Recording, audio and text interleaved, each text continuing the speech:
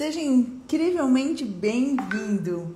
Papo de Empreendedor de número 101, 101º Papo de Empreendedor. É uma alegria receber você aqui e cada papo tem sido uma verdadeira aula de MBA. E hoje, com certeza, também será. Já prepare papel, caneta ou, como eu, o iPad já aberto aqui, porque o tema de hoje é planejamento estratégico prospectivo com Marcelo Veras. Já recebemos aqui o Rasquilha, você deve lembrar, e hoje chegou já o Marcelo, que vai trazer esse tema tão relevante. Se prepare. Incrível dia, Marcelo, tudo bem? Bom dia, tudo bem? Como você está? Tudo ótimo, e você? Tudo bem, graças a Deus, tudo ótimo. Olha, Marcelo, é uma honra recebê-lo aqui, e ainda mais com esse tema. A gente hoje está no papo número 101, 101º Papo de Empreendedor, e tem sido incrível aprender com quem realmente faz acontecer. Que legal, parabéns. Mais de 100 episódios, então? Mais de 100 episódios. Estava contando que a gente recebeu aqui o Rasquilha. Foi É, ótima a live. E agora você é uma honra. E a gente começa sempre, Marcelo, deixando. A gente gosta de ouvir histórias aqui. Então, conta um pouquinho para nós. Nem vou te apresentar, só apresentei o tema Planejamento Estratégico Prospectivo. E eu gostaria que você contasse quem é o Marcelo Veras, o que te trouxe até aqui. legal. Olha, Marcelo, eu sou. Tô falando nesse momento da cidade de São Paulo, onde eu resido há mais de 25 anos. Já rodei bastante aí pelo Brasil. Eu tenho uma filha de 20 anos, a Júlia, que hoje faz engenharia química na Unicamp. Sou casado com a Marcele. E minha trajetória profissional começou em subsidiárias de multinacionais, então trabalhei em alguns setores, telecomunicações, enfim, na Claro, na TIM. Depois eu passei por uma experiência numa empresa familiar, uma experiência maravilhosa de 11 anos. E desde 2008, junto com o Rasquilha, que já esteve aqui contigo, a gente começou essa história, essa aventura, que hoje é o ecossistema da Inova, né? Sou um estudioso compulsivo de dois temas, que eu inclusive, na nossa escola são as minhas cadeiras. Então, uma das minhas paixões é pessoas e cultura, gestão de pessoas, liderança e cultura. E a outra é estratégia, que eu acho que é o tema do nosso papo de hoje, né? Então, sou engenheiro químico,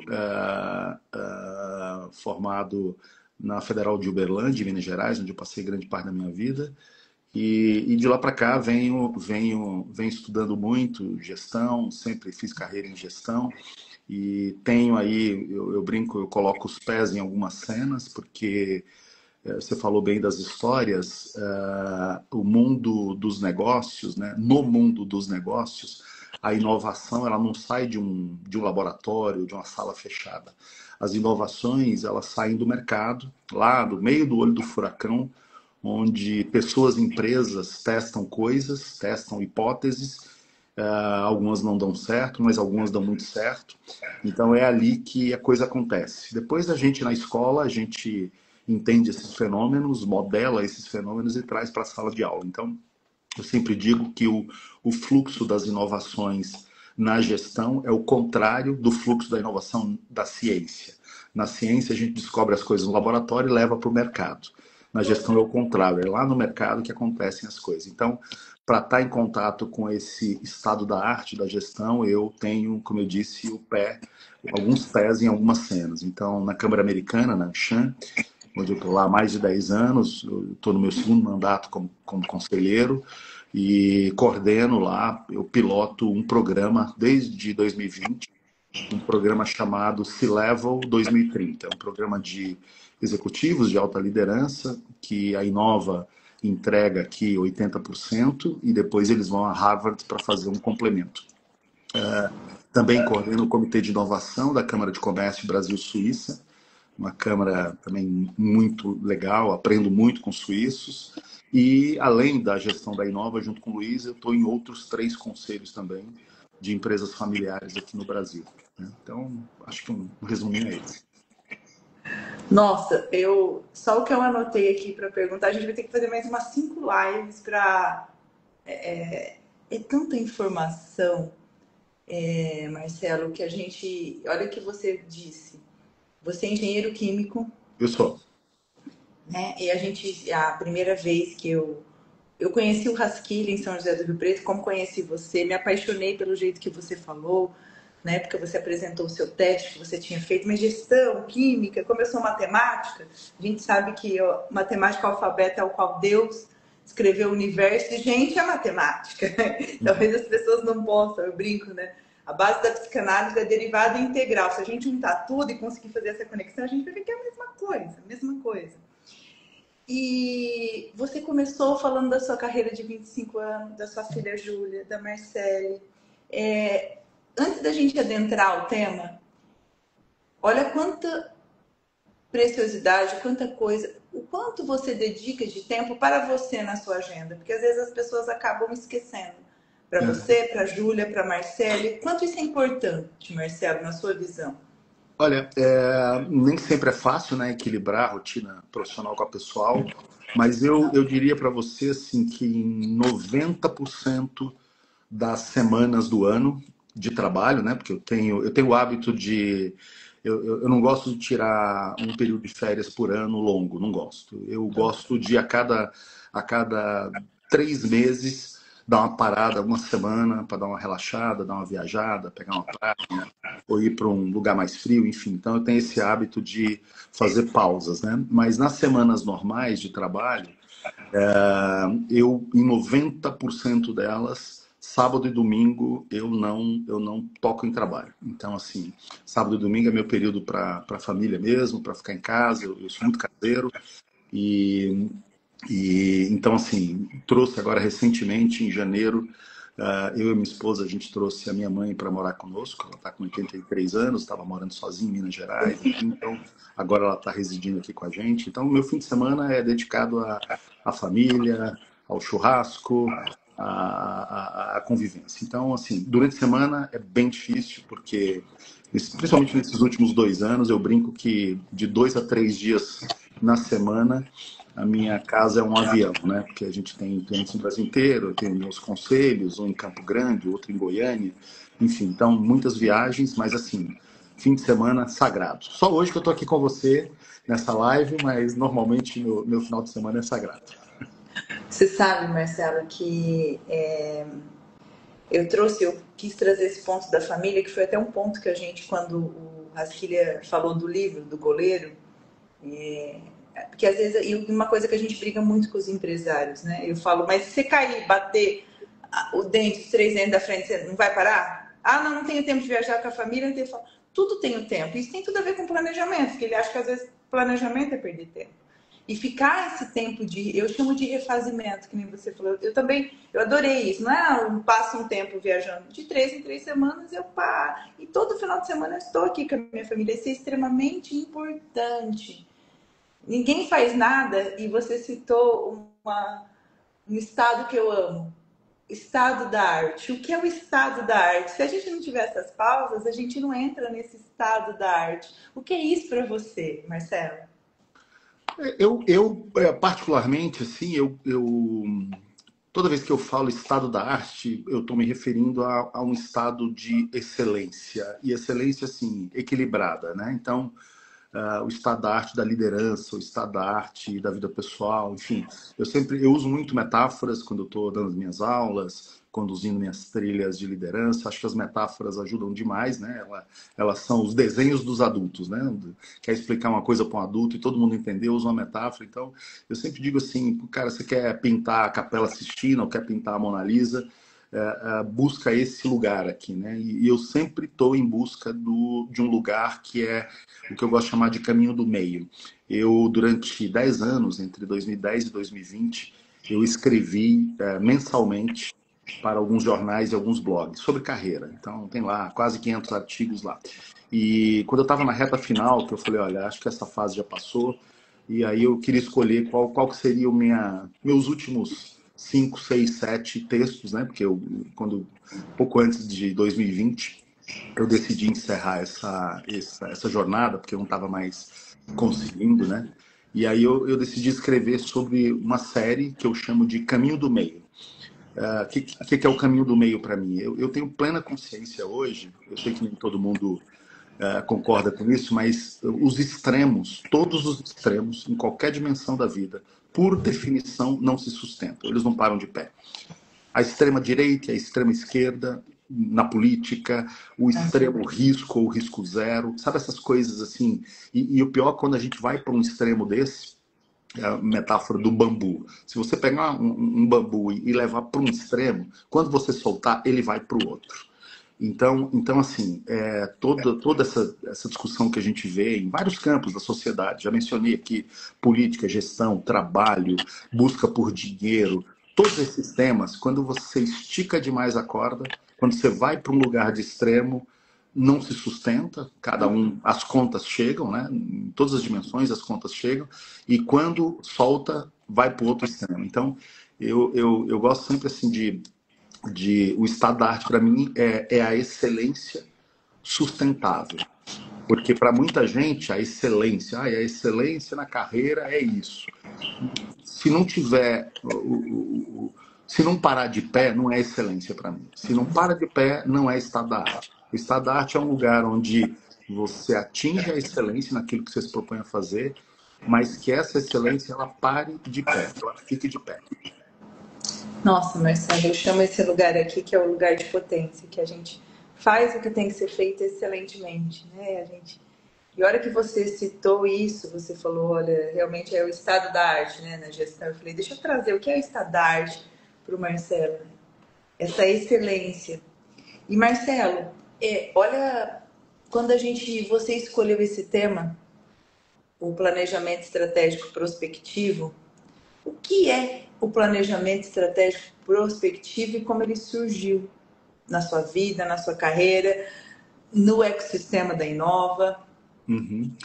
Bom, primeiro vamos trabalhar essas 3 palavras, né? Planejamento. Grazi, eu não te comentei, mas eu comecei a ganhar meu primeiro dinheirinho com 16 anos, dando aulas particulares de matemática e português. E no caso do português, da língua portuguesa, eu me apaixonei pela etimologia, né? Então eu tenho uma Nossa. curiosidade enorme sobre a raiz das palavras, o que está por trás do significado. E se a gente for lá, né, no dicionário, na etimologia, o que é planejar? Planejar é se preparar para um futuro desejado usando ferramentas, métodos, né? É isso. Eu brinco até que se eu fosse criar o meu dicionário, eu escreveria assim, que planejar é pensar e criar um futuro. Então, eu imagino um estado futuro e depois eu pego ferramentas e métodos e planejo como é que eu vou chegar nesse estado futuro. A gente faz isso para uma viagem de férias, a gente faz isso para um casamento, a gente faz isso para as empresas, a gente deveria fazer isso para a nossa carreira. Então, planejar é imaginar um estado futuro e fazê-lo acontecer. Segunda palavra, estratégico. Estratégico está nessa dimensão, né, da empresa como um todo. Não é um planejamento de marketing, não é um planejamento financeiro. É um planejamento da organização inteira. Então, planejamento estratégico é pegar uma organização, uma empresa, uma organização qualquer, imaginar um futuro daqui a 3 anos, daqui a 5, daqui a 10, e fazer esse futuro acontecer, seguindo roteiros e métodos. A escola clássica da gestão, que começou ali no pós-Segunda Guerra Mundial, ela tem uma inspiração muito militar, porque a gente bebeu nessa fonte das Forças Armadas para a gente organizar o que eram as primeiras empresas lá no pós-Segunda Guerra, que era fazer 2.000, 3.000, 4.000 pessoas chegar no lugar, botar um uniforme, receber ordem, acatar ordem e tal. Então, só tinha uma entidade que sabia fazer isso naquela época, era o Exército, e a gente foi aprender lá. E a gente fez um copy and paste desse modelo militar. O vocabulário até hoje nas empresas é militar, recrutamento e seleção, time de linha de frente, comando, etc e tal. Então, assim, eu brinco, como é que um exército acorda todo dia e faz o quê? Ele tem o plano de conquistar ali um país qualquer, que está do outro lado da montanha, então eu acordo para fazer duas coisas, para preservar o que eu tenho e depois avançar minha fronteira um pouquinho mais para frente. Então, os planejamentos estratégicos, todos, de 1950 até muito recentemente, e eu diria que 80% das empresas hoje, 90% talvez, usem este modelo, ele tem essa mentalidade de olhar muito para o inimigo que está do lado, olhar muito para o que eu já conquistei. Então, é um planejamento estratégico que olha que contrassenso, olha que dicotomia. Ele tem como objetivo levar a empresa para um outro lugar no futuro, mas ele fica olhando para o lado e para trás. Então, Matrix SWOT, por exemplo, é uma ferramenta icônica que é usada hoje por muita gente ainda, uma ferramenta que foi desenvolvida em 1969. Então, assim, todos os modelos de planejamento estratégico tradicionais, eles têm essa característica de olhar muito para o lado e olhar muito para o que passou, para as minhas forças, o que eu conquistei, o que eu tenho, etc. e tal. E nos últimos 15 anos, a gente tem visto empresas gigantes que usam esse modelo sucumbindo no mercado, algumas no limite virando pó. Por quê? Porque elas não enxergam o que nós chamamos de transição de mercado. Os modelos de planejamento estratégico tradicionais, eles não enxergam a transição. O que é uma transição, um período de transição? É um período de passagem onde novas competências são necessárias, onde o cliente migra para uma nova tecnologia e a economia adota um novo modelo. Tá? Na prática, o que é isso? São novas modelagens. Se a gente pegar aí na década passada as plataformas, né? Os Uber da vida, iFood, Airbnb, essas plataformas, esses negócios surgem de uma redefinição do modelo de negócio. E os modelos estratégicos, de planejamento estratégico normais, eles não enxergam isso. Eles estão só com aquela mentalidade militar de tocar o negócio e fazer crescer. E quando eu penso em fazer crescer, a maioria dos planejamentos prioriza roubar mercado dos concorrentes. Exatamente. E aí quando você está com foco só no que o coleguinha do lado está fazendo, você não enxerga a transição de mercado. Então, em 2016, ano que vem vai fazer 10 anos, nasceu esse filhinho aqui que eu estou com ele na mão, né? É o livro de Tá hoje na 4ª edição, Planejamento Estratégico Prospectivo. O Luiz Rasquilha, que você conheceu, publicitário, né? Ele não se contém, então ele queria dar um nome bacaninha para o planejamento, então ele chamou de Strategic Building Blocks, porque ele foi construído em blocos. Mas, enfim, o que essa palavra prospectivo traz para a conversa? É um planejamento, é estratégico, mas ele é prospectivo. Por quê? Nessa ferramenta, que já foi, repito, vai fazer 10 anos no ano que vem, aplicada em 45 empresas de diversos setores. Hoje, para você ter uma ideia, Grazi, essa metodologia é 55% do nosso negócio, hoje na Inova. 55% é essa metodologia? 55% do nosso negócio, do nosso volume de negócios hoje, é planejamento estratégico prospectivo. É, de sombra de dúvida, o que a gente mais faz hoje.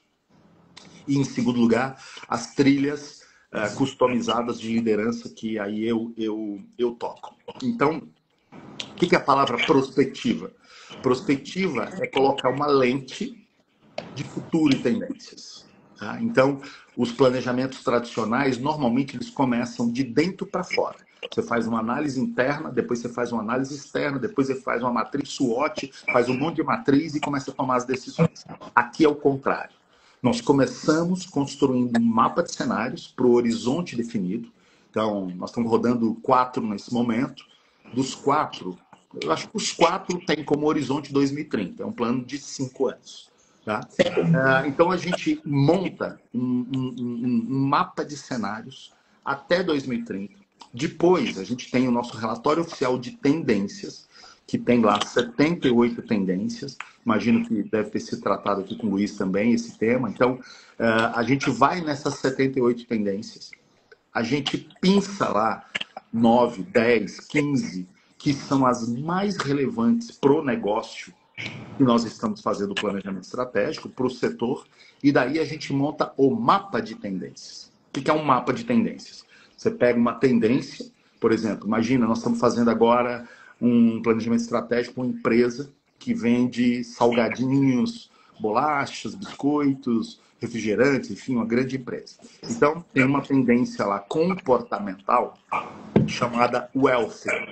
Wealth é a junção de wellness com health, saúde e bem-estar. Então, essa tendência é muito forte, que ela surge no crescimento da expectativa de vida. Então, existe uma mega tendência chamada, né, que nós estamos vendo ano após ano, década após década, a longevidade dos CPFs aumentando. A gente começa o século passado com 34 anos de expectativa de vida e estamos batendo 80.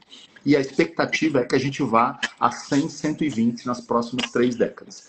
Então, assim, se eu, Marcelo, tomo consciência de que eu vou viver 120 anos, eu mudo um comportamento meu, porque eu não quero ficar dos 90 aos 120 deitado numa cama e tal. Eu quero ter saúde. Então eu começo a cuidar do meu corpo, da minha mente, da minha saúde, da minha alimentação, etc. E tal. Então, imagine essa tendência, com certeza, neste grupo que faz salgadinho, refrigerantes, sucos, etc. Essa tendência é uma tendência importante. Então a gente faz o que com essa tendência? A gente, em time, isso é tudo uma metodologia colaborativa, não são 3 pessoas trancadas numa sala, são 15 pessoas das mais diversas áreas.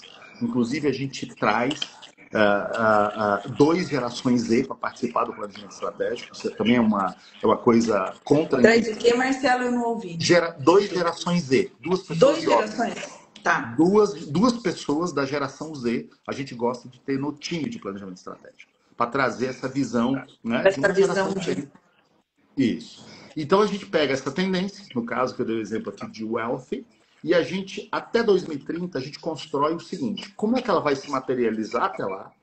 Quais são as oportunidades que ela traz para nós e quais são os desafios que ela traz? Depois disso, a gente monta os insights. Que tipo de produto a gente pode lançar? Que tipo de novo canal de distribuição a gente pode ter? Que outros mercados a gente pode atuar? Enfim. Então, o prospectivo, Grazi, ele está nesse território, assim, de olhar para cenários, olhar para tendência. Nesta metodologia não tem matriz SWOT. Nessa metodologia não tem análise da concorrência. Como tem em... Por quê? Eu acho que... Por que isso? Porque, para mim, fala sobre exatamente isso. Porque o carinha não tem que estar olhando nem para trás, nem para o lado. De novo, usar uma metáfora, tá? Só tem um jeito de você beber água limpa. Só tem um jeito. É você encontrar um lugar onde ninguém nunca foi. Se você for a um lugar que alguém já foi, você não vai beber água limpa. Então, quando você faz análise de concorrência demais, a tendência é você voltar para casa e tentar fazer um pouquinho melhor, um pouquinho mais barato. Você não vai mudar o jogo. Você não vai encontrar uma ideia inovadora que vai mudar o rumo do seu setor. Dá para fazer assim? Dá. Fica copiando os concorrentes, etc e tal, e vai fazer um pouquinho melhor, um pouquinho mais barato. O nosso jogo não é esse. Quem quer fazer esse tipo de planejamento, eu até brinco, não é conosco. Não é conosco, vai achar outro. Pega as metodologias tradicionais e faz. Nós ajudamos empresas a tentar encontrar e fazer algo que ninguém nunca fez. E só tem uma resposta para isso. Onde é que estão as pistas desses lagos onde ninguém nunca foi e onde tem água limpa? Só tem um lugar onde estão essas pistas. É nas tendências. É tentando olhar para o futuro e enxergar antes de todo mundo. Você sabe, o Steve Jobs, o falecido Steve Jobs, ele tem uma mão de frases impactantes e tal, mas uma das mais polêmicas dele, inclusive eu estive em 2010, eu tenho um colega que mora em São Francisco, está há 27 anos na Apple, sentava com o Steve Jobs uma vez por mês, porque ele é engenheiro de desenvolvimento de produtos na Apple. Eu tive na sala onde esses caras desenhavam essas coisas e tal, e essa frase dele era a seguinte, né? Abre aspas: as pessoas não sabem o que elas querem até nós mostrarmos a ela, fecha aspas. Então, alguém que fala isso, eu brinco assim, ou tá blefando para pegar um trouxa, ou tá vendo alguma coisa que nem eu ainda vi. Então, se pensar numa empresa dessa, em qual dessas alternativas você apostaria? Todo mundo sabe, falou que essa empresa colocou no mercado coisas que ninguém nem imaginou que um dia ia querer. Então, de onde vem isso? Não vem de análise de concorrência. Isso não vem de matriz SWOT. Isso não vem de ficar olhando para as minhas conquistas do passado. Isso vem de estar um passo à frente. Eu sempre brinco, o livro está aí para todo mundo. Vai ganhar o jogo quem tiver 10 páginas na frente. Mas para que eu consiga, que nem você trouxe o exemplo dessa empresa de bolacha, vocês estão lá, todos a tendência, misturo gerações, eu escolhi de 78, eu escolho 15, pego uma... Pensa nos maiores insights, os maiores produtos que vocês criaram, tudo que deu certo. O quanto conhecer realmente o DNA básico, o nosso propósito, porque a gente vai no planejamento estratégico tradicional, né? Vai lá, revisa missão, visão, valores, SWOT, tá. Quanto eu tenho que saber de quem realmente essa empresa é, o que ela quer, pegar essa específica, para que eu possa escolher a melhor tendência e qual a gente vai fazer o plano. Uhum. A metodologia ela tem 2 blocos iniciais. Então, quais são os ingredientes que a gente leva para a bancada para depois fazer o prato final, que é as decisões? Adorei. A gente faz primeiro essa análise de cenários e tendências, é a primeira coisa. Depois a gente vem para dentro e a gente faz um negócio, tá tudo explicadinho no livro, tá? Tá tudo no livro, o livro tá lá na Amazon. Gente, tá na Amazon tá já. Tá na Amazon. Tá passo a passo, bloco a bloco. Bloco a bloco, passo a passo, como se fosse uma receita de pão de queijo. A gente abriu só seguir, né? A gente abriu a metodologia inteira, ela é 100% aberta.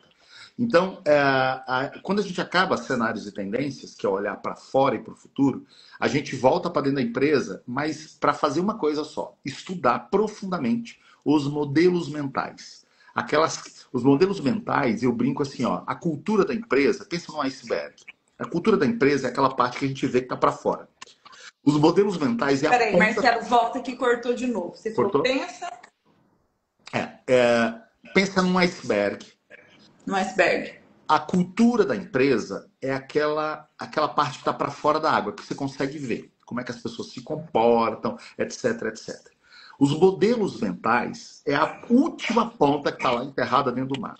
Então, são as crenças que existem ali e que se materializam em comportamentos. Então, a gente estuda esses modelos mentais, a gente levanta esses modelos mentais e esses 2 ingredientes... Aí você fala, mas para que modelos mentais? Porque a gente quer enxergar nos modelos mentais 2 coisas. A primeira, o que tem nos modelos mentais de gasolina azul que a gente pode usar numa aposta estratégica? E o que tem nos modelos mentais que podem ser âncoras para determinadas apostas estratégicas? Vou dar um exemplo aqui. Numa empresa grande em faturamento, mas relativamente pequena em número de colaboradores, cerca de 150, quando a gente trouxe praticamente a metade da empresa para a sessão de modelos mentais e eles começaram a colocar tudo numa ferramenta colaborativa que a gente usa, digital, apareceram dezenas de modelos mentais. Imagine que a CEO da empresa fosse a Grazi, tá? Aparece lá dezenas de modelos mentais dizendo a Grazi não vai deixar, tem que pedir para a Grazi, se ela não assinar não vai, etc e tal. Até a CEO que estava na mesa, quando ela viu isso aparecer, ela falou, gente, vocês estão falando sério que tem esse negócio rolando aí? Aí as pessoas disseram, tem, do porteiro ao estagiário até o vice-presidente tem isso. Então, esse é um modelo mental que, se a gente decide, numa aposta estratégica, fazer determinadas coisas, isso aqui é uma âncora de 3 toneladas que não vai acontecer nada. Então, a gente levanta os modelos mentais, a gente levanta propostas de solução desses modelos mentais limitadores e depois a gente vai para a bancada. Na bancada, que eu digo é a seção mais importante de todas, chamada Carta Visão.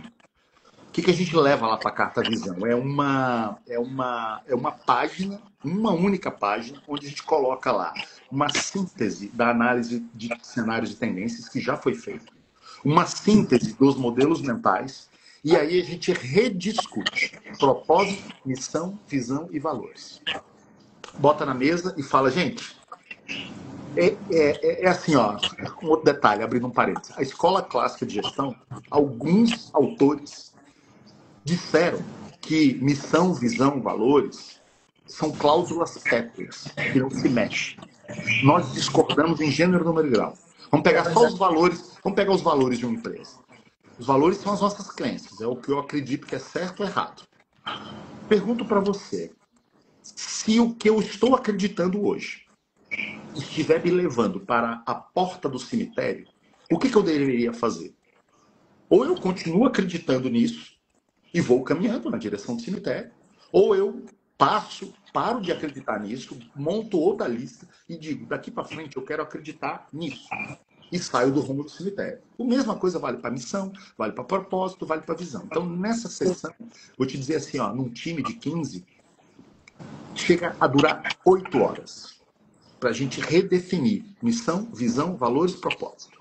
Feito isso, aí quando a gente... Bom, eu vou te deixar continuar com as perguntas, porque quase que eu avanço aqui. Mas, enfim.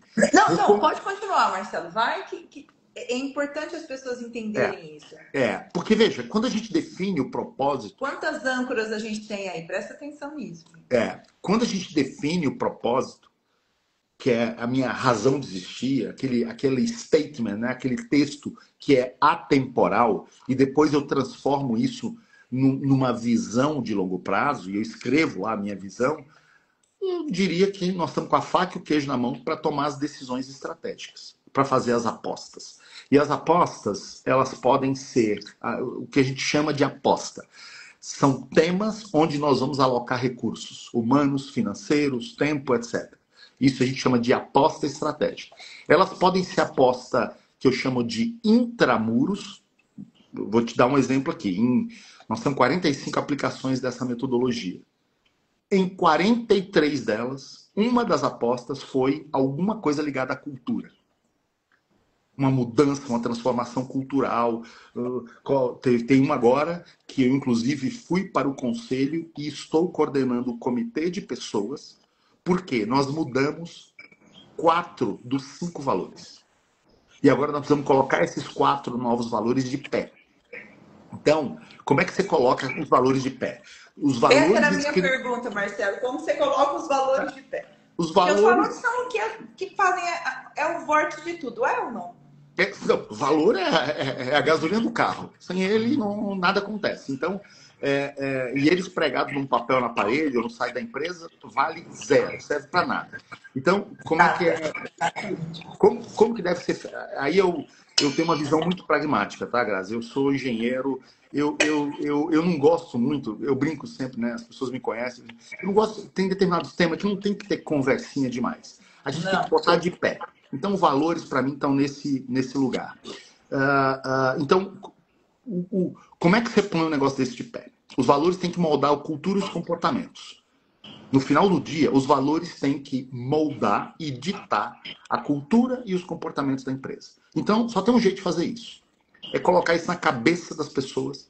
E assim, não é uma vez por ano, botar ali no evento, é todo dia. É ser um papagaio e dizer todo dia as mesmas coisas para as mesmas pessoas. Sabe? E eu faço as minhas analogias. Quem é da religião católica, que é a religião que eu sou, eu já fui muito... Hoje não frequento muito mais a igreja, mas minha infância inteira eu ia, todo domingo eu ia para lá ouvir as mesmas coisas. Não tinha nada de diferente, eram as mesmas coisas. Então você molda comportamentos assim. Então, qual é a receita do bolo na nossa visão? Você pega os valores, 4, 5, o que for. Um dos nossos valores, tem uma empresa que eu estou trabalhando, que o nosso valor é servir. O que é servir, né? O que é servir? Se você deixa só... um dos nossos valores é a inovação. Um dos nossos valores é colaboração. Beleza, lindo, maravilhoso. Colaboração. Pega 100 pessoas na rua e pergunta, define para mim colaboração. Você vai ter umas 30 definições diferentes. Então, só a palavra não basta. O que a gente faz? Qual é a palavra? Servir. A gente discute ali um texto que explica o que é servir. Sobre a ótica daquela organização, o que é servir. Então, um texto. Aí você fala assim, está resolvido? Não, não está resolvido. Além desse texto, a gente faz uns cards com frente e verso. Na frente, o valor servir, o nome, o texto do que ele significa e quais comportamentos nós esperamos desse valor. Quais comportamentos nós esperamos? E sabe o que a gente coloca no verso? Eu sei que algumas pessoas acham até meio pesado isso, mas no verso, sabe o que a gente coloca no verso?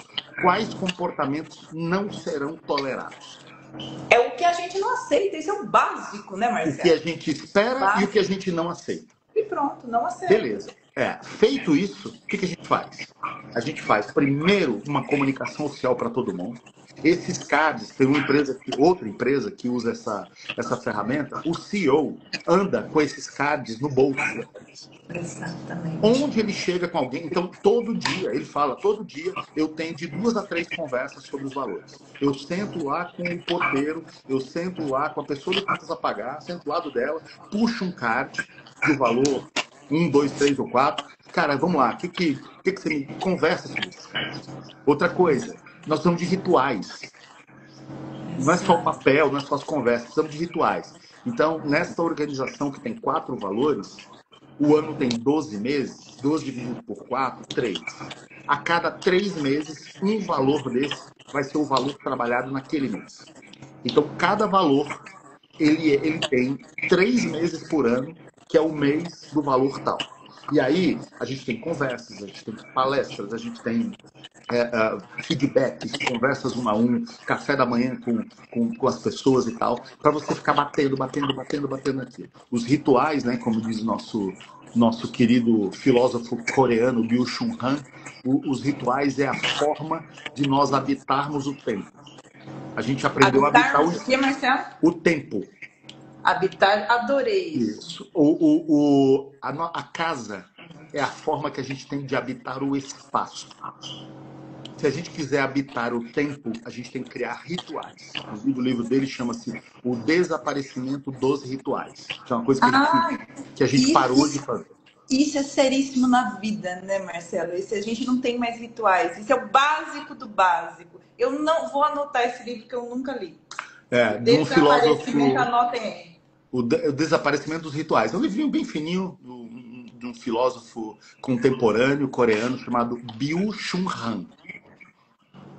Eu até tenho aqui em casa, mas não vou me levantar para ir lá. Isso é muito sério, Marcelo. Isso é extremamente sério. Quando você fala, a pessoa fala, não faz sentido. Eu falo, gente, isso é o básico. A gente perdeu os rituais de tudo, né? Da vida, do café da manhã, você falou do sábado e domingo com a família, do casamento, da formatura, não nada mais. Imagina na empresa. É como você falou da metáfora. Eu falo, é como se escovar o dente. Não adianta nada você ter essa cultura ali se você não escovar os dentes todos os dias.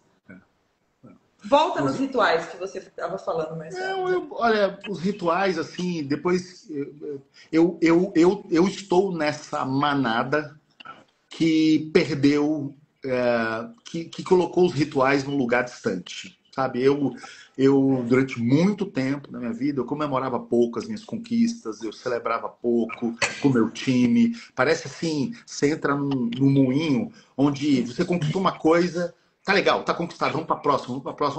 Não, peraí, vamos comemorar esse negócio. Eu tenho um hábito aqui em casa, e assim, é motivo de altas risadas aqui no sábado e no domingo. E às vezes, até numa noite da semana que eu tô mais tranquilo, né? Teve um dia aqui, na última segunda-feira, tava em casa, segunda-feira, deu 8 da noite, eu falei, vamos pedir uma comida de um restaurante que a gente gosta e tal. Eu falei, mas por que isso? Eu falei, vamos comemorar. Aí minha esposa e minha mãe, comemorar o quê? Eu falei, não sei, vamos comemorar. Aí falei para minha esposa, ela administra uma escola, hoje você fez alguma matrícula nova para pós-graduação? Ela fiz 2. Eu falei, então vamos comemorar essas 2. Outro dia, aí elas dão risada, né? Eu abro o vinho, a gente pede uma comida e tal, e faz um brinde. As 2 matrículas de hoje. É uma bobagem, parece uma bobagem, talvez seja, mas eu acho assim, e a última que teve, essa foi assim, as 2 quase caíram da cadeira. Porque eu pensei, vou abrir um vinho, nós vamos cozinhar e tal, porque nós vamos comemorar. Não, mas eu não tenho nada para comemorar, então vamos comemorar que nós estamos vivos. Vamos comemorar a vida. Então pronto, vamos comemorar a vida. Tomamos um vinho, brindamos, porque nós estamos vivos, vamos brindar. E Marcelo, trazendo, aí vocês fecham com os rituais, e como vai alimentando isso depois? Então, como esses blocos são distribuídos? Onde entra o plano tal famoso plano de ação, 5W, 2H, depois do tradicional, onde ele entra aqui? Na metodologia, no livro, está tudo detalhadinho, então são 3 fases. Fase 1, cenários e tendências. Fase 2, a carta visão, onde a gente constrói. Quando saem as apostas, uma aposta de cultura, uma aposta de inteligência artificial, uma aposta de levar a empresa para um outro país, são as apostas. Cada aposta ganha projetos. Cada projeto ganha um sponsor, uma pessoa com nome e sobrenome que vai ser o pai daquele negócio.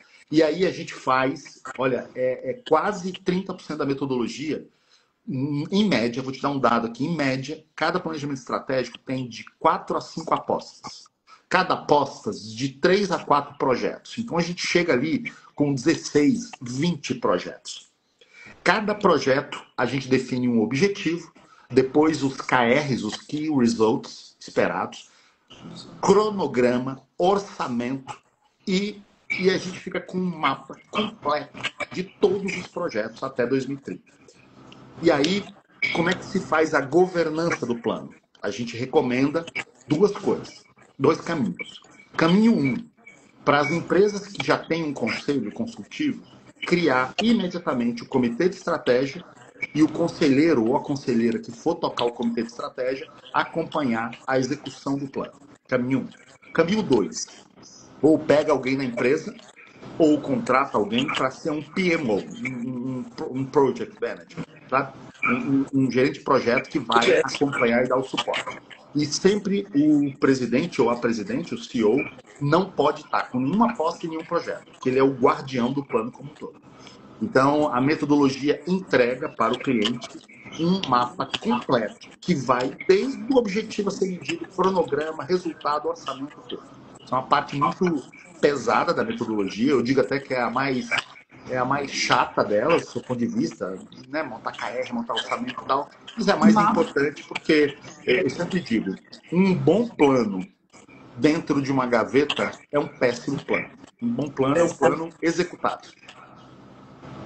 Marcelo, como engaja as pessoas nisso? Porque as pessoas falam, fulano, como engajar? Onde entra o engajamento aí para que o time realmente faça? Eu acho que, a hora que você falou, primeira coisa, gente, anotem o que ele falou, tem que ter dono.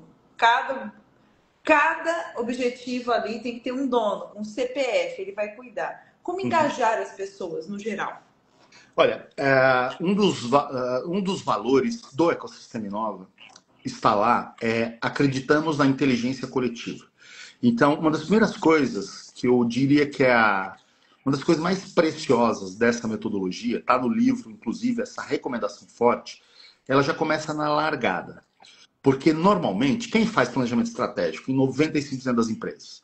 Pega lá o primeiro e o segundo nível, 6 pessoas, 7 pessoas, tranca numa sala, depois enfia a goela abaixo de todo mundo e fala, executa. A nossa é o contrário. A gente monta times de 12 a... Já chegou a 20, a gente não recomenda mais de 20, mas de 12 a 20 pessoas, das mais diversas áreas. Inclusive, como eu já te contei aqui, 2 gerações Z, que em todas participam e contribuem bastante. Então, o engajamento começa com essa diversidade de pessoas, de áreas, de idades, de tudo. A gente busca a maior diversidade possível.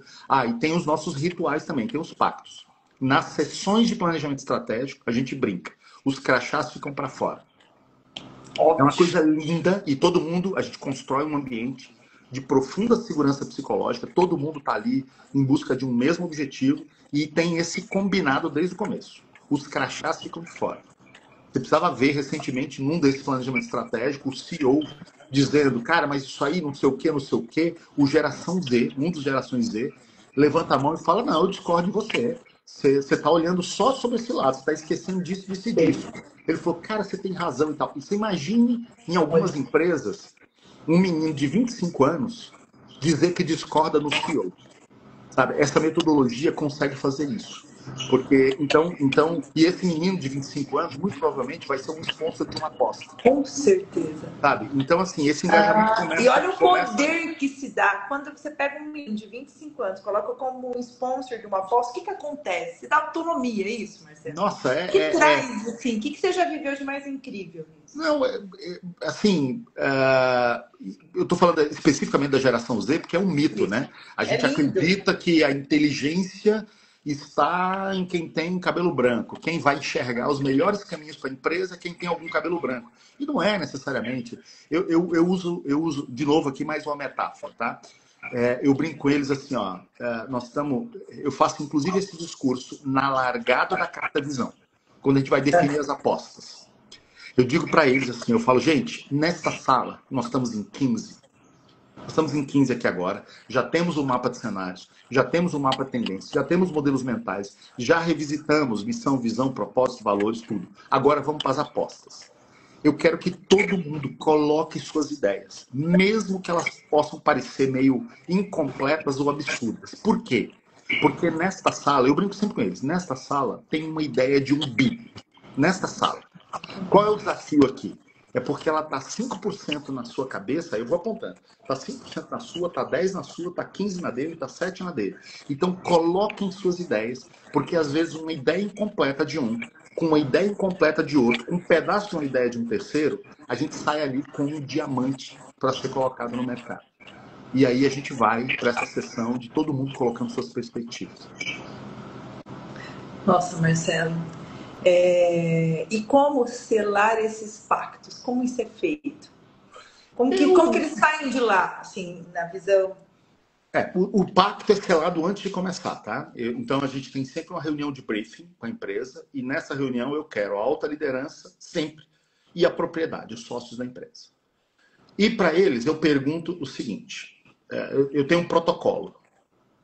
E dependendo da resposta eu digo, olha, eu não recomendo vocês usarem a nossa metodologia. Eu recomendo que vocês fiquem nas tradicionais. E eu já falei, esse ano eu falei isso para 2 empresas. Eu falei, olha, não recomendo, essa metodologia não vai encaixar com vocês, então recomendo que vocês busquem outra empresa para fazer. E isso acontece pouco, mas acontece. Porque eu faço a seguinte pergunta. Eu tenho 5 frases sobre os próximos 10 anos. E eu pergunto, vocês têm resposta para essas perguntas?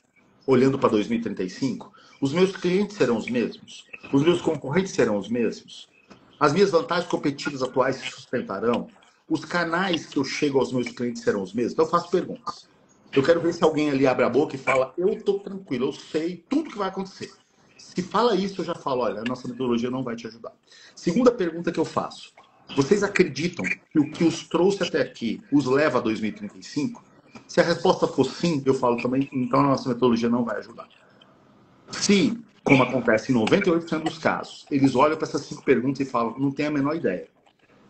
E eu falo, vocês acreditam que o que os trouxe até aqui os leva a 2035? Todos são uníssonos e falam, não, temos certeza de que o que a gente está fazendo hoje talvez não nos leve. Eu falei, então a nossa metodologia pode ajudar. E ela, aí, então esse é o primeiro pacto. Segundo, vocês acreditam no poder da colaboração? Vocês acreditam na inteligência coletiva? Sim, acreditamos. Aí a gente faz a recomendação de montar o time com 12, 15 pessoas das mais diversas áreas possíveis, independente de cargo. Então, participa do planejamento estratégico, o CEO, diretores, o primeiro nível sempre. Alguns, às vezes, da propriedade, que nem estão na gestão da empresa, querem participar, a gente traz junto. 2 gerações Z, eu quero alguém de finanças, eu quero alguém de marketing, eu quero alguém de operações, eu quero alguém de logística e tal. Então a gente monta aquela equipe extremamente heterogênea e aí a gente faz um kick-off, uma largada. Nesse kick-off, eu digo, claro, tem uma tela lá que eu digo, tem um pacto aqui, se a gente não assinar aqui agora, é melhor a gente parar e nem começar. E todos topam. Então o pacto é crachás para fora.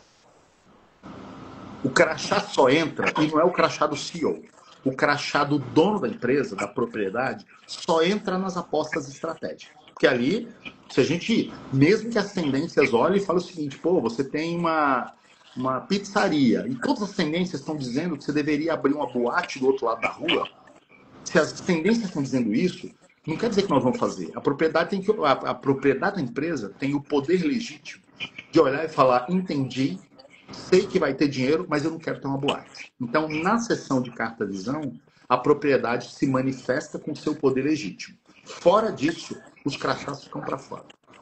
Segundo pacto, nós vamos botar as ideias para brigar, mas nós não vamos brigar. Então, as nossas ideias brigam, nós não. A gente sair aqui, o bicho vai pegar. Aqui é para botar o dedo e falar, eu discordo de você, essa visão sua está equivocada, por isso, por isso, por isso, por isso. Na hora que a gente sair naquela porta, a gente toma um chopp junto. Então, nossas ideias brigam, nós não. Então, feito isso, a gente começa e o negócio é maravilhoso. Nossa, Marcelo, ó, meu coração se alegra, porque é tudo que a gente acredita. E essa diversidade, essa autonomia, o pacto, que é combinado. Que precisa estar implantadinho o chip ali na cabeça do empreendedor para o projeto dar certo? Na tua visão de tudo que você já viveu, o que esse cara tem de diferente quando o projeto dá certo? Porque tem muito a ver com essa energia, o DNA do dono, confiar, acreditar. Qual a característica principal no dono e nos líderes? Para que resulte num resultado positivo. A gente aplicou essa metodologia em uma empresa que fatura 80 milhões e numa empresa que fatura 6 bi. De vez em quando eu estou apresentando a metodologia, alguém pergunta assim, ai Marcelo, mas parece um negócio tão, né, disruptivo, tão novo, isso é só para empresa grande ou uma empresa pequena pode fazer? Eu disse, olha, essa metodologia não é sobre tamanho, não é sobre setor, não é sobre mercado, não é sobre nada, ela é sobre mentalidade. E volto para aquelas perguntas. O empreendedor, o dono, que tem consciência de que nós estamos vivendo um período de extrema complexidade e transformação, e que não necessariamente o que me trouxe até aqui me leva ao futuro, essa é a característica número 1. Eu diria assim, respondendo objetivamente a sua pergunta, o que tem na cabeça do dono? Primeiro, humildade. Fantástico. E humildade, de novo, recorrendo aqui à etimologia, tem nada a ver com baixa autoestima. Humildade significa, está lá no dicionário, ter os pés no chão. É não acreditar em Papai Noel e Fada do Dente. É ter os pés no chão. Qual é o filme que está passando? O que está acontecendo no mundo? Então, humildade em primeiro lugar. E a vontade de que a empresa cresça e seja longeva. Porque também tem gente, esse aqui, ó, pode pagar para a Inova o que for, que eu, particularmente, não tenho o menor prazer de fazer um planejamento estratégico numa empresa em que o dono olha para a gente assim, e fala assim, eu quero só fantasiar a noiva para vender daqui a 2 anos. É horrível. Uma empresa que tem esse objetivo, e repito, é um objetivo legítimo. Tá tudo certo, não tem nada de errado nisso. Mas eu digo assim, cara, para deixar a noiva bonita e vender daqui a 2 anos, você não precisa fazer planejamento estratégico. A receita é pegar um facão, uma tesoura, cortar todos os custos que dá, enxugar tudo, para mostrar o melhor número possível para os possíveis compradores. Então, assim, a gente gosta de trabalhar com empresas que querem realmente deixar um legado, que querem existir por várias e várias gerações. Aqui no Brasil, a gente tem uma marca terrível de 70% das empresas familiares morrem da primeira para a segunda geração.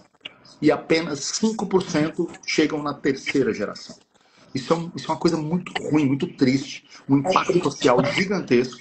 Então, assim, a gente quer ajudar essas empresas a terem longevidade.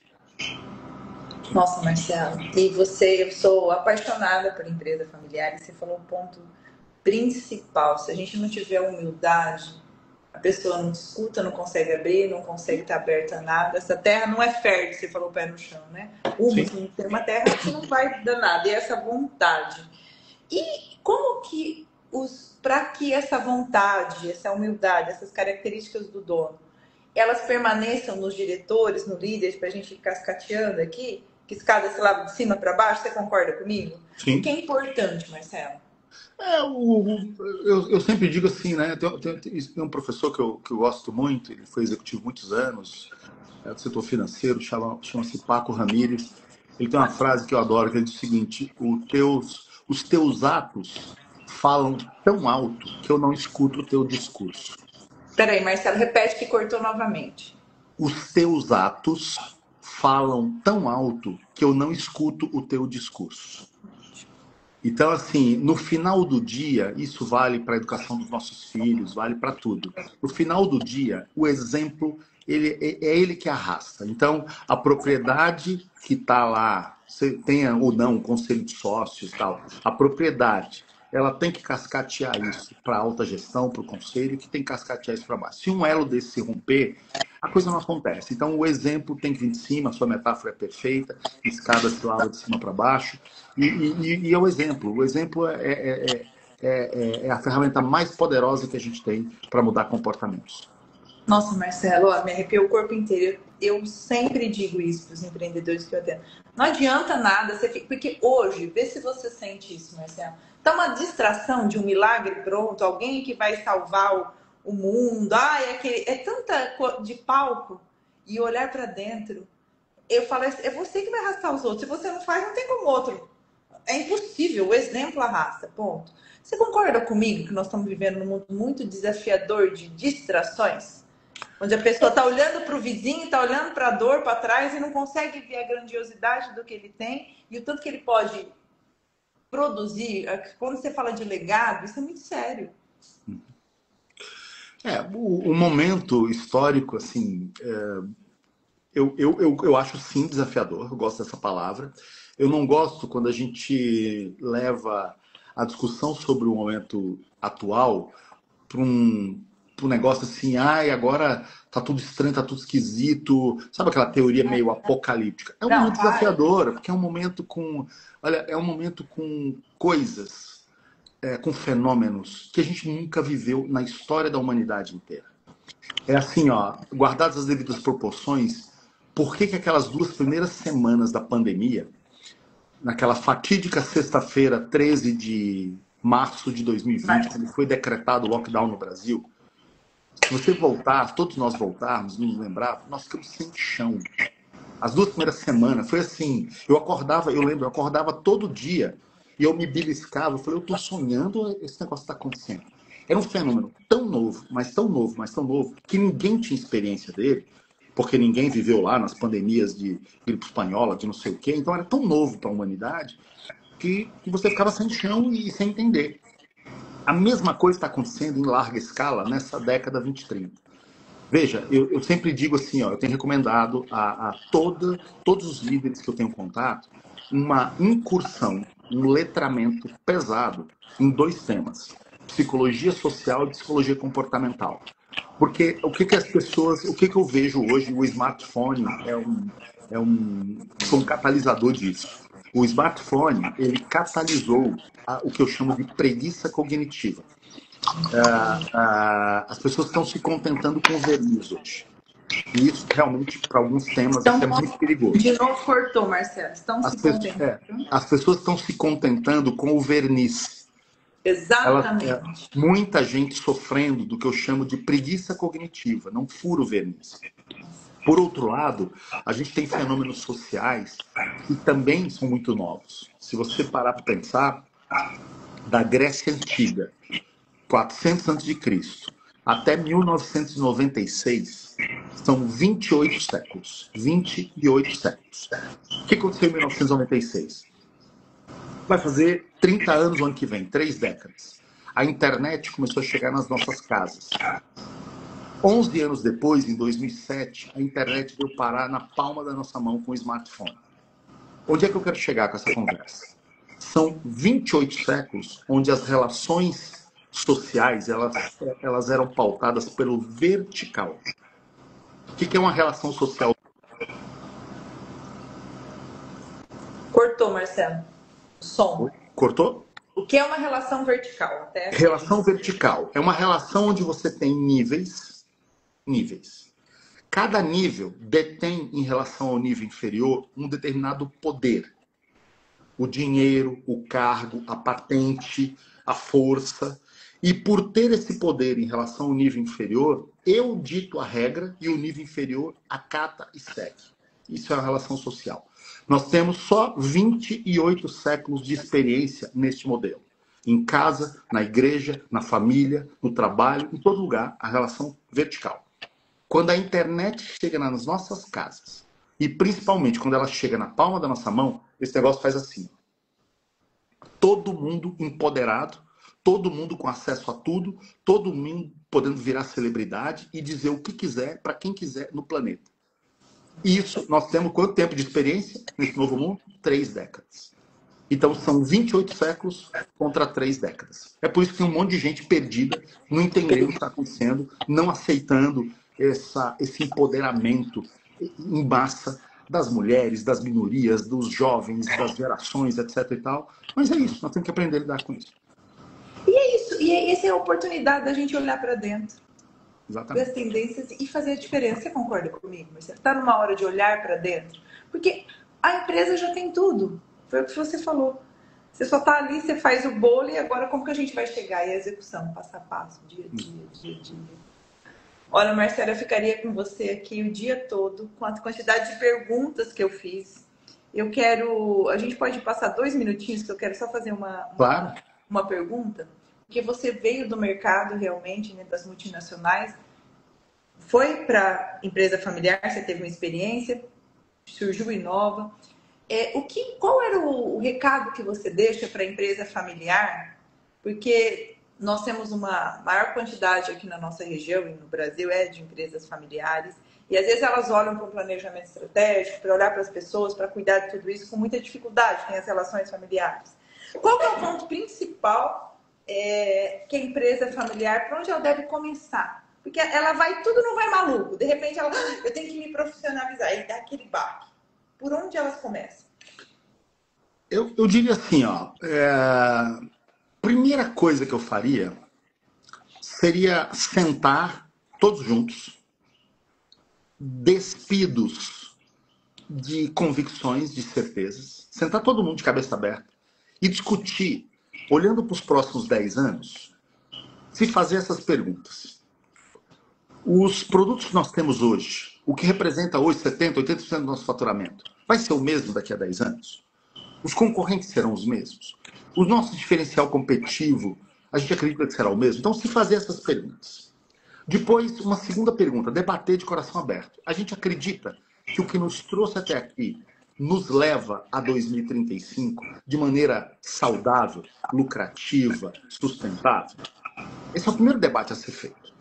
Se a resposta para todas essas perguntas for sim, estamos tranquilos e sabemos tudo que vai acontecer, eu diria o seguinte: segue a vida, mas aí eu tenho uma pitadinha de ironia, tá? Eu falo isso em sala de aula. Segue a vida, toca o barco, fazendo o que está fazendo, mas só para garantir, acende uma velinha. Deixa uma velinha acesa, tá? E ajoelhe. E ajoelhe. Se a resposta for não, não, e aí, desculpa, assim, eu desconheço outra, tá? Se a resposta for não, faça um planejamento estratégico prospectivo para a sua empresa. Construa o mapa de cenários, construa o mapa de tendência num time extremamente multidisciplinar e decida aonde você vai encontrar os caminhos de transformação. Aonde estão os lagos com água limpa que ninguém nunca chegou. Exatamente. Onde estão os lagos de águas limpas? Onde nunca chegou é isso. E olha, gente, anota esses 2 pontos que o Marcelo disse, que são importantes para você, empreendedor. Humildade e vontade. O resto vem com o plano colocado em ação. Marcelo, foi um presente, como alguém aqui falou, ó. Que belo presente para o início. Foi uma conversa fantástica. Com o Marcelo, a nossa cabeça sai a mil. É um presente realmente. Foi um diamante hoje que todos nós recebemos aqui, Marcelo. É uma honra. Você realmente fala do que faz e faz o que fala. É aquela pessoa que tem palavra e traz realmente a inovação, deixa a gente com a cabeça a mil e comprova na prática tudo que a gente fala aqui mesmo, que tudo começa com você, termina em você. E eu brinco com alguns clientes, você tem um chipzinho principal que é o mais importante, a humildade. E você validou aqui na sua fala isso. Quem é humilde, as coisas, e depois a vontade, você faz acontecer. Marcelo, para encerrar o nosso papo aqui, a gente sempre termina com 3 perguntas. E na sua visão, na visão de conselheiro de grandes empresas, com tudo que você já viveu na Inova, para a vida pessoal do empreendedor, qual é o ponto principal? Buscar o caminho do meio. Buscar um lugar onde a excelência é praticada, mas que ela pare de pé. E ponto principal para os relacionamentos, já que nossa vida é feita de relacionamentos? Construir relações de confiança. Nós temos, inclusive, um indicador, uma das coisas que eu chego nas trilhas de liderança, uma das primeiras medições que eu faço é como é que está o nível de confiança entre as pessoas. Confiança é o pilar dos pilares, Não tem nada que pare de pé entre pessoas se não tiver confiança. Exatamente. Você sabe, Marcelo, que quando eu fiz, quando a gente mudou a nossa metodologia, que é identidade, amor e ação, quem realmente você é, como você se relaciona e qual o resultado dessa entrega. Que na empresa é o propósito, por que ela existe, a missão, o que ela faz e como ela faz, e a visão onde ela quer chegar. Tudo isso é alicerçado pelos valores, que é o que a gente diz. Aí todo mundo falava, tira esse negócio de amor. Eu falo, não é no sentido romantizado. Nós estamos aqui hoje, relação de confiança. O que é o amor? É a entrega no estado da arte. Eu confio, é a confiança. Antes do amor vem a verdade. E sem verdade não tem confiança, né, Marcelo? Nada para em pé, como você disse. Você comprova na prática o que a gente sempre diz aqui. E para o negócio, qual que é o ponto principal para o negócio? Visão de futuro. Não se apaixonar por produto e modelo de negócio. Se apaixonar por futuro, se apaixonar por contexto, se apaixonar por cliente. Não se apaixone pelo que você faz e como você faz. Porque o mundo está mudando e pode ser que o que você faz hoje e como você faz hoje, daqui a 10 anos não sirva mais para nada. Então, apaixone-se por contexto, cliente e futuro. Contexto, cliente, futuro. Marcelo, eu vou acrescentar, só para fechar com chave de ouro, quando você disse, não importa o seu tamanho, se é 8 milhões, se é 6 bis, não importa o tamanho, importa a mentalidade. O tanto que... Qual seria, para quem está preso ali na caixinha, com aquela, sabe aquela, quando eu costumo dizer, né, que aquele... Sou do interior, a gente colocava no cavalo e montava na charrete, eu fiz isso muitas vezes, indo com meu avô, que o cavalo tinha uma tapa aqui para ir, tapa, acho que chama isso. Como que a gente faz para abrir a mentalidade? Falar, é possível?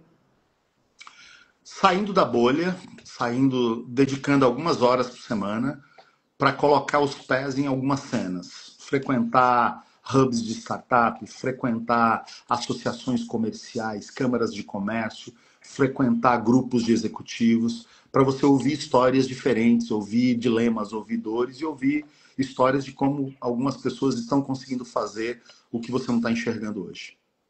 Perfeito, Marcelo. Que os olhos viram, tá visto, né? Não tem mais como desver. Muito obrigada, Marcelo. Eu vou tirar uma foto aqui pra gente. Muito obrigada a todos vocês, Sorria.